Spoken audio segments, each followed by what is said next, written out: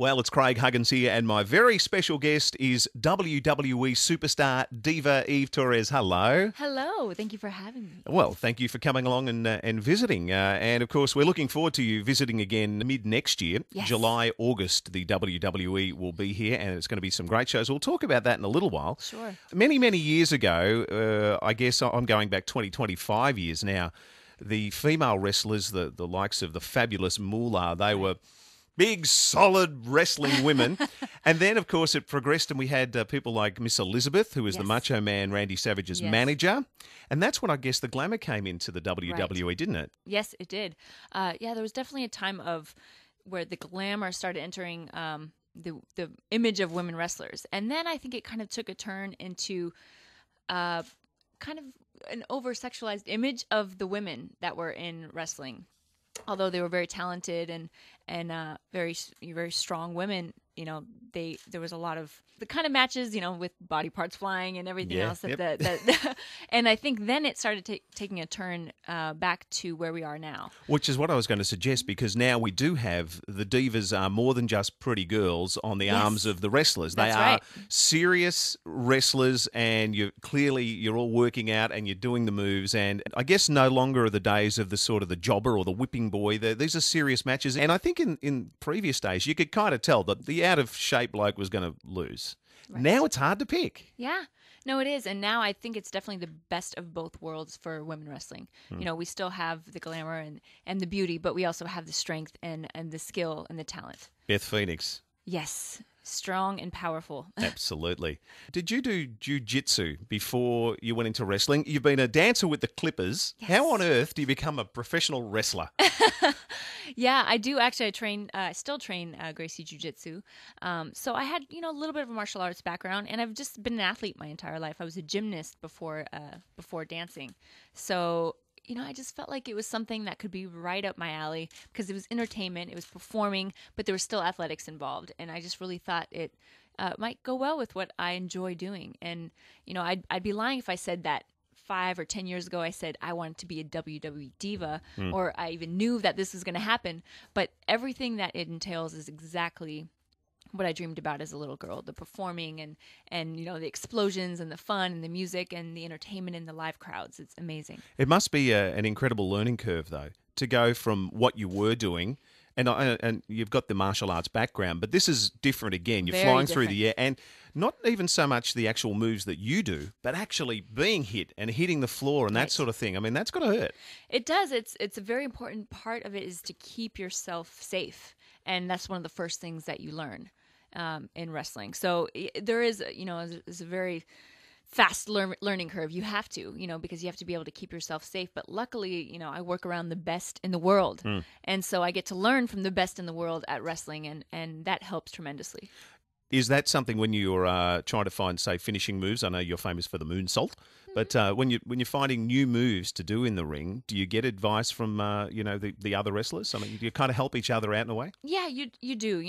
I always say that this is not a business you can figure anything out just yourself. You need help from people who've been around for a long time and people who've been doing this for years. It takes a long, long time to perfect it and be somebody like Edge, who's also here in Australia right now, who's been doing it for almost 20 years. So you need advice from those people.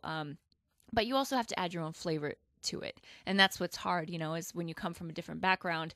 I came from a gymnastics background and dancing and kind of more acrobatic, so I decided to incorporate that into my wrestling, and that's kind of what will set me, apart from some of the other women wrestlers maybe. I really enjoy the Divas matches because, you watch the men go around and they do their thing and it's fantastic. I obviously love that too. But I like the Divas because it is non-stop action. You're flying off the ropes and you're doing twists and turns, things that the big men simply can't do. Right. Yeah. No, women's matches and the Divas matches are so different from the men's matches. And we get completely different reactions because women just move differently and we fight differently. So we get very different reactions from the men. And so it's always fun to see how the crowd reacts when the Divas come out. I wanted to talk about the crowd because you wrestled at WrestleMania 25. Yes. That's a massive stage. It's not just the people there. It's everybody around the world can see this thing. That's got to be a real buzz. It was unbelievable. I mean, it's the first time I was at WrestleMania, I walked out there, but I had no idea what was going on. I was fresh out of the Diva search and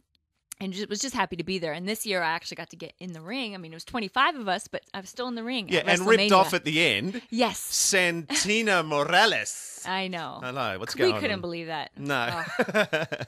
Now, I want to talk a little about storylines.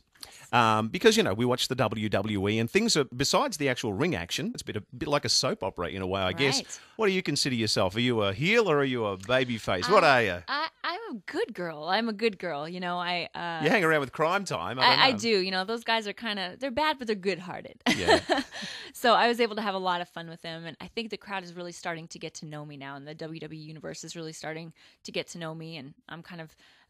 things are starting to go on a roll for me, and hopefully now that I'm on Raw, we'll be able to see some other stories involving my character, so you can get to know me a little bit better. Let's talk a little about the big event that's coming up, July, August of 2010. SmackDown and ECW are coming together. Now, aren't you in Raw at the minute? I am. I just got traded to Raw. But you know what? We have the drafts every year after WrestleMania. So who knows what could happen? So I may end up back here. You never know. So what sort of superstars are we talking about possibly being on the bill in Australia? Well, you really never know. I mean, they will put us on a tour 2 days before the tour starts, honestly. So, I mean, we advertise, special ones, especially now, obviously The Undertaker, Edge, hopefully he'll be back in action by then, Rey Mysterio, Batista, these are all superstars on SmackDown now that will most likely be here in Australia. You mentioned Edge, who is in Australia at the moment with his sore foot, with his Achilles heel. Edge was, I think, really the instigator in a way of really using chairs in matches, and he and the Hardys had some unbelievable matches over the years. I've got to ask, because he's one of my favourites, but I think also one of the world's favourites. Is there any word on Jeff Hardy? Will he be coming back to the WWE ever? The locker room's just not the same. Backstage is just not the same without Jeff Hardy. It really isn't. But there's no word. There's no word of it. We really just don't know. But we wish him well, and he's great at whatever he does. But he's a we high do miss flyer, him. that man. Yes, he jumps off anything. Yes, he is crazy. Now, we are looking forward to the shows. Tickets are, of course, available from ticketek.com.au, and you're touring all around Australia. Right. Is this your first time here? This is my very first time in Australia. So I am loving it so far. You guys prepared great weather for me, which I appreciate. Now, Eve, I've got to ask you, because this was in our paper here today in Australia. There's a little article here. It says, boxers and wrestlers are being recruited by an Indian train company to intimidate ticketless travellers. So there's a job for you after wrestling. That's wonderful news. Move to India. Start slapping tickless people. That's fantastic. Look, thank you for coming in. You're in Days of Our Lives, weren't you? You did something there? I had it was like one of those one day things, but it ended up in my Wikipedia page, so I guess it's known by the world now. There is another thing in your Wikipedia page, and I want to know if it's true. Can you solve Rubik's Cube in less than 5 minutes? That is true. Ooh, yes. I like that. Listen, thank you for coming in and chatting with us. It was a thrill to have a yarn with you, and we look forward to, well, as you say, it could be anybody on the bill next year, but hopefully you're going to be one of them. Hopefully, yes, because I loved Australia first time around. Can you guarantee us that there will be divas coming? Oh, definitely will be divas, and there will be amazing action and fun, and I know our superstars love Australia, so they are so excited to come out here. Hey, Eve Torres, thank you for chatting with us, and we're looking forward to seeing you in Australia in July and August. Yes, in the very near future. Thank you.